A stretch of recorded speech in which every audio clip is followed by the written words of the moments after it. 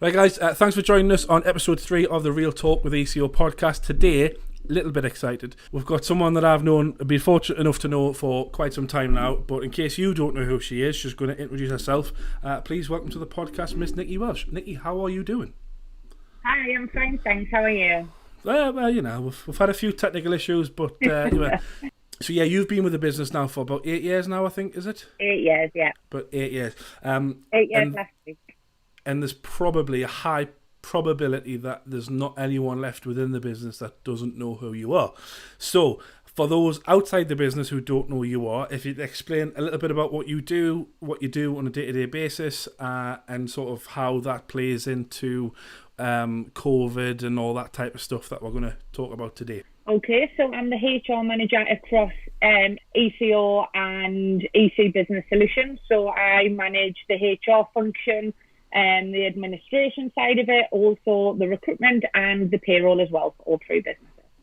So just a few bits and bobs, nothing. Just a few things, yeah. Nothing major. If anyone's tried to contact Nikki for 2 weeks out of every month, you'll know that you only met with one answer, and it's I'm doing payroll. You'll have to speak to us when I'm done. So I mean, that sounds like quite a lot. Is that something that you've kind of added to over the 8 years, or was that what you were brought in to do on day one?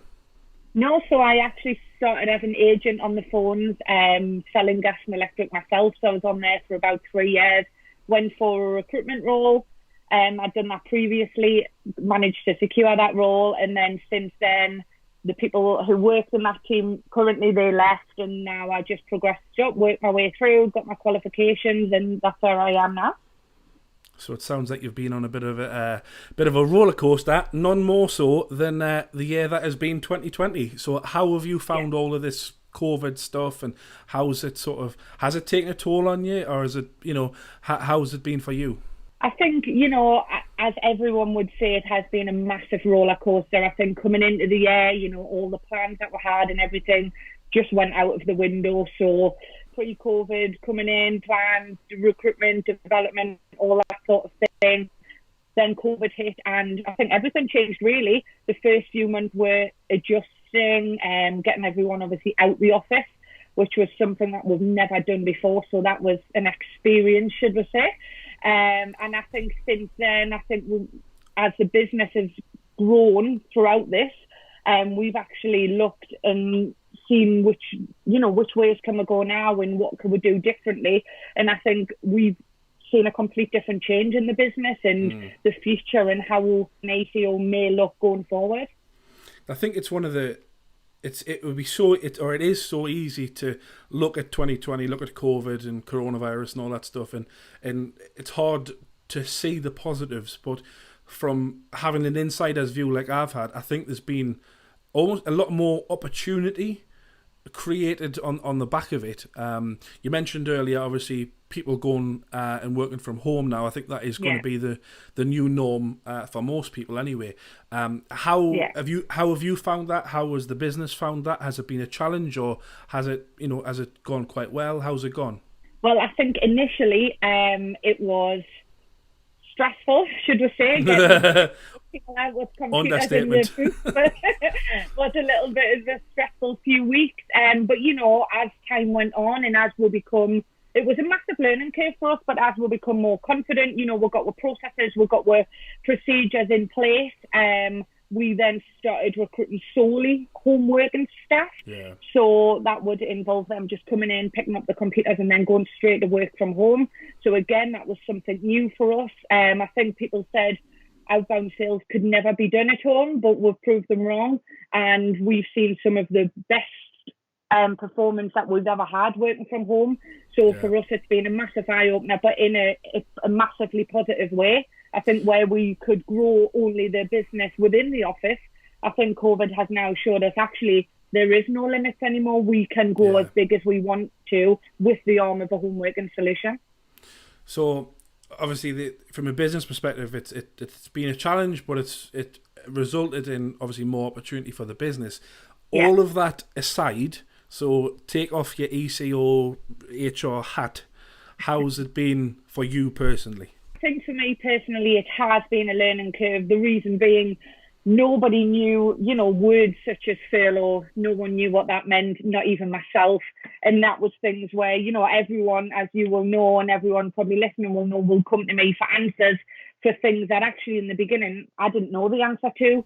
Yeah. And that's where I think, extra research, extra reading, listening to podcasts, that sort of thing is the only way I've been able to get that additional knowledge, because it was, you were going in blind in the beginning. You were just trying to get by as best you can. And I think for me personally, people were coming to me for the answers, where in the beginning I didn't have the answer to give, because everyone, were waiting to hear what Boris said, and we were waiting to hear what the implications of that were going to be. And then within 1 hour, okay, so what we're going to do? And it was tough, but we've got through the other side of it, and actually was stronger for that, and I include myself in that.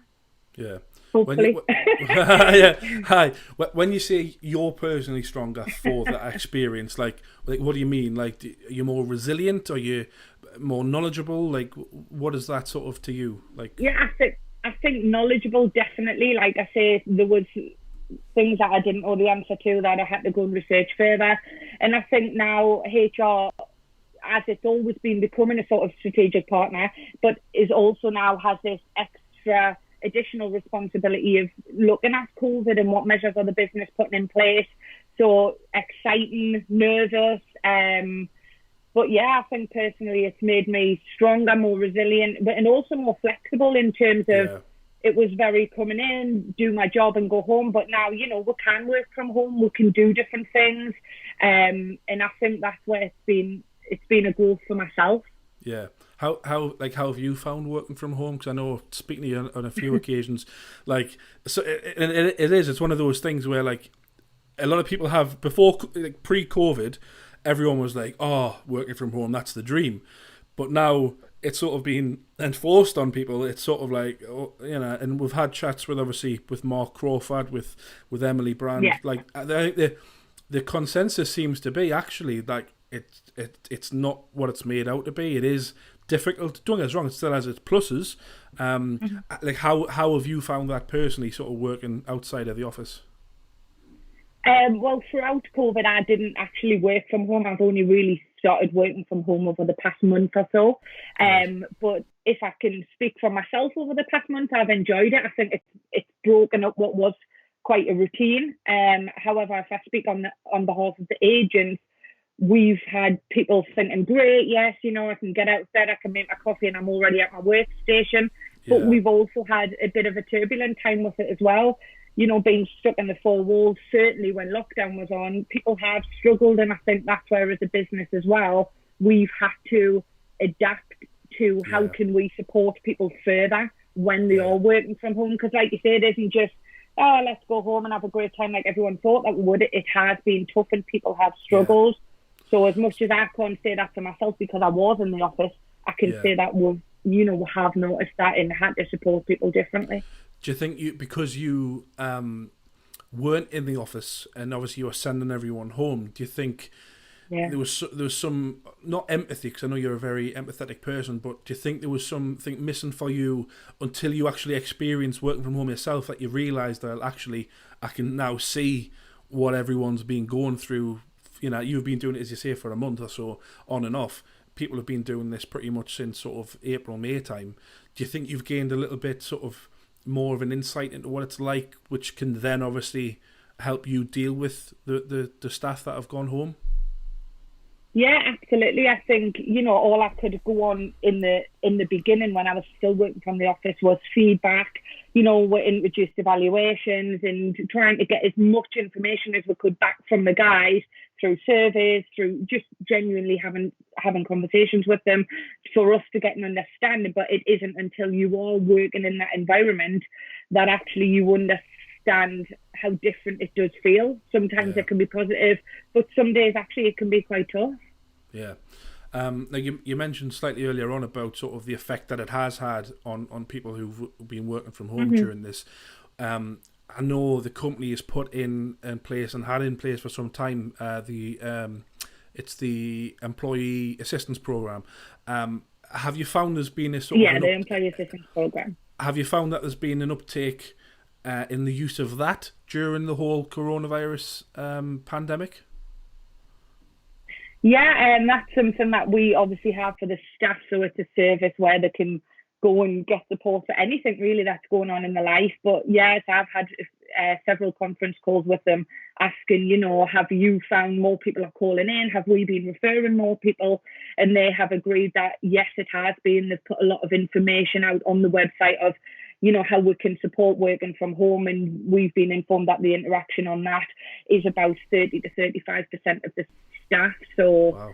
That can only be a positive thing. But we've introduced other things, as much as we can think of it. We were driving around at one point delivering care packages, which involved home-baked cheesecake and various things like that. So just all the things that stuff. we're trying to get into people, all the great things, trying to get into people and show them that, as much as they aren't in the office where they've always been, we are also trying to look after them as much as they can when they are at home. And again, when you mentioned that sort of looking after people, that is, and knowing you personally, like that is such a big part of what you do. Have you found it frustrating that you haven't been able to engage with people and also support them in the way that you've been used to sort of prior to COVID? Yeah, I think that probably, if I'm being honest, was the biggest struggle that we had as a business. Anyone who's worked at EC or currently works at EC knows that we pride ourselves on we are a family, and that's where the support's going to be. Open door policies, support, everything that you can within the working environment. And I think that is where we, really had to learn of how then are we going to transfer that to the home working. And yeah, I think that was the biggest learning curve for us, getting that family feel, getting that support network and taking that into people's homes, which is difficult. It is. It was difficult. I mean, as you say, and it was still learning now, to be fair. Yeah. So that kind of brings us on to the next point, was now that we're sort of, they've announced today that things are sort of getting worse, they're not getting better. Boris is going to be speaking this week at some point. There's a chance that things are kind of going to be rolled back to how they were over the summer. Do you foresee any sort of impact to your job if this kind of extends, or do you think you're going to, now that you've got a solid understanding of people being at home and how that works, do you think you've got building blocks to sort of make that better, or are you seeing this new lockdown, as whatever it's going to be called, as a step backwards? Like, what's your view on that? I don't think it's a step backwards at all. I think, because we've gone through it and we've continued with a lot of parts of the business working from home, I think we're quite apt to deal with that if it does happen again. We do have the majority of the business working from home as it stands today in any way. But I think, if that does happen, it's something that we can work with, and we will do what we've done previously, and we will run with it and do the best that we can. I think we've learned, not from our mistakes, but certainly from feedback and just trying to run as fast as we could through it, actually now how to do it correctly, what support people need. We set up, emails, we made suggestions that people email us, give us any suggestions that you might have, that what we can implement and make it easier and better for yourselves. So again, always just open to what people are feeling or what support people need, because what one person might need at home is completely different to what the next person might need. So that's why we're open to any suggestions that anyone might have. And since the majority of the guys have been at home, have you found, have you seen an increase in the amount of engagement? Because obviously, knowing you and knowing how your office is situated, and people will be walking past, oh Nikki, can I grab a word, and do you mind, you got 2 minutes, and like that's sort of taken away now. Have you found since we've all been working remotely in different locations that you've had an increase in people reaching out to you personally, for help? Do you think it's put more of a spotlight on how much maybe people took that support for granted? How have you found specifically that sort of people reaching out for support from you? How have you found that during this whole thing? I think it coming to me personally has changed, because where people would just knock at the door, that has been removed there. So what I'd then done was implemented a girl on my team called Rachel Ludkin. So I've brought her on focusing on employee engagement and being that support. So she goes into every induction, she's carrying out 2-week evaluations, 6-week evaluations. She's talking to people about the employee assistance program, because when everyone did leave, I think that was the biggest shock to me.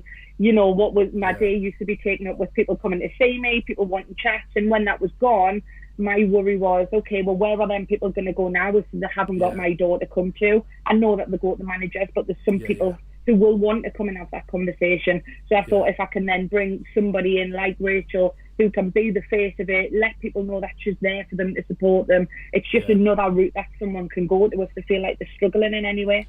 And have you found people have been doing that? Have you found there's been an increase in people going to Rachel now that she's in that role? Yeah, absolutely. I think because she's going in sort of first week training week, people know who she is, although it's only over Skype, everything is now. But she's got a lot of engagement. If she feels like she struggles, it'll come straight to me or anybody else. So I think it's just opening doors for people who couldn't knock on a physical door when they used to be able to, now have got different routes and people that they can speak to. The fact that we might be going into another sort of lockdown situation aside, what kind of things are you going to be sort of looking to do in the coming months, into sort of next year, in terms of ensuring that the engagement with staff sort of continues the way it's going? I think obviously continuing with evaluations. I know now we obviously have a lot more going on the social media side of it, different support and networks, maybe introducing things like employee forums, things that we've had in the past where people can get together as a team. Some people are a little bit afraid to speak out, maybe if they're by themselves, but if they're in a bit of a team environment, in a bit of a group environment, maybe they might feel more confident. So just bringing things like that in. Do you think people would be more inclined to engage in a sort of a forum or like a town hall type of thing over a digital platform, as opposed? Do you think you get better feedback over a digital platform as opposed to like in real life and in person, do you think? I mean, I couldn't really say at this point. However, I think some people might. Some people prefer to see face to face. But again, if people are wanting to come in and see me and have that support and come and knock on the door, do you know what I mean? I'm still here. Yeah. So I think there's always going to be two ways to do it. But I do think when maybe people have a bit more confidence, seeing something that they might not feel comfortable saying face to face. So I think it just depends on the individual, but trying to have as many outlets as possible. Well, Nikki, listen, I know you're a busy lady, and this is the third attempt that we've had to have this conversation, so I'm not going to take up any more of your valuable time. But yeah, no, I really appreciate you joining me, and we'll speak to you soon. Okay, thank you. Take care. Bye-bye. Bye.